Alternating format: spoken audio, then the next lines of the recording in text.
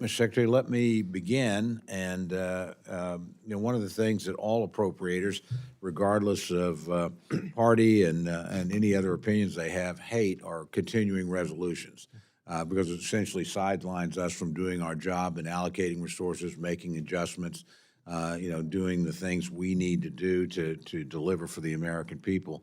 I know this causes a lot of problems for you as well. So I'd like you just to educate the committee as to what the consequences of a continuing resolution would be for the Department of Transportation.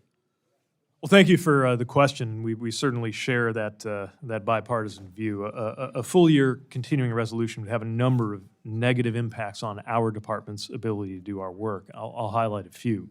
One, no additional funding to support increased air traffic control hiring, something that we have proposed in the '24 budget, which is important in order to have the right level of certified controllers and prevent staffing issues from contributing to delays. There could be delays in modernizing essential technology infrastructure supporting the national aviation system, including systems like the NOTAM system that caused trouble earlier this year. Over $1.7 billion in authorized surface transportation grant funding supporting infrastructure projects and safety initiatives would not be available to the states because the obligation limitation would be held to those fiscal '23 levels. And we would see, of course, increased pressure on our operational and administrative funding across the board because we have those inflationary issues and pay increases that go with them. So certainly something that would cause a lot of concern and would frustrate us in our mission. Thank you very much.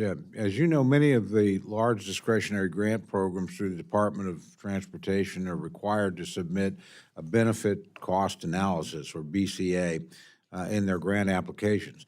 BCA can be a valuable resource for the department when evaluating the benefits and costs associated with constructing an infrastructure project. However, I've heard the BCA calculations disproportionately affects tribal and rural projects, and they're having difficulty meeting the thresholds. From my understanding, if an applicant has a benefit ratio cost of less than 1, the department will not consider the project. Mr. Secretary, are you aware of any concerns from stakeholders or grant applicants about the BCA guidance and its calculations, particularly from tribal and rural areas?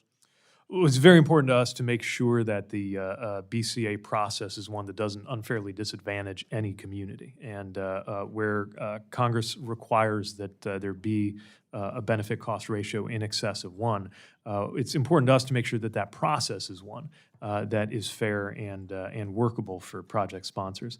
I will say that in some ways this can be beneficial for rural and tribal communities. Often costs are lower in those areas compared to urban areas around issues like right-of-way acquisition.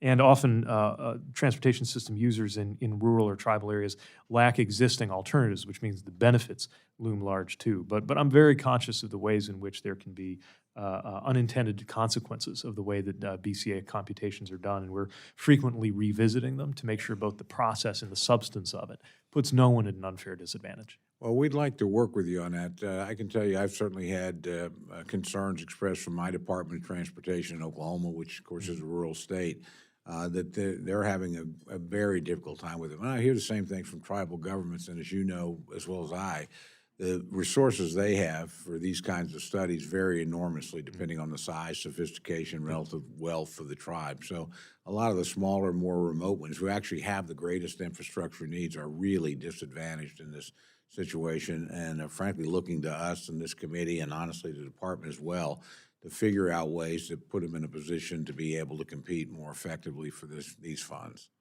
Well, we would welcome an opportunity to work with you on that. We want to make sure that this process is, of course, rigorous, but also user-friendly. And the smaller the community or the less resources it has, the more daunting that process can be.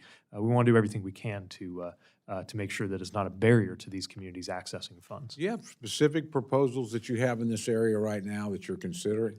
Well, one thing I know is that OMB has revised guidance on the BCA process. What we try to do is fit any either administrative guidance, administration-wide, and or statutorily required thresholds and fit them to a day-to-day process that's more user-friendly. It's part of why we've stepped up technical assistance, try to make sure that our own resources go to working with those communities that can struggle.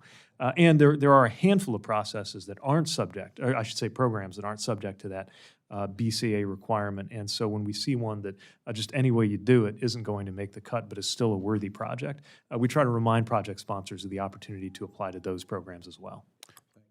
Thank you very much.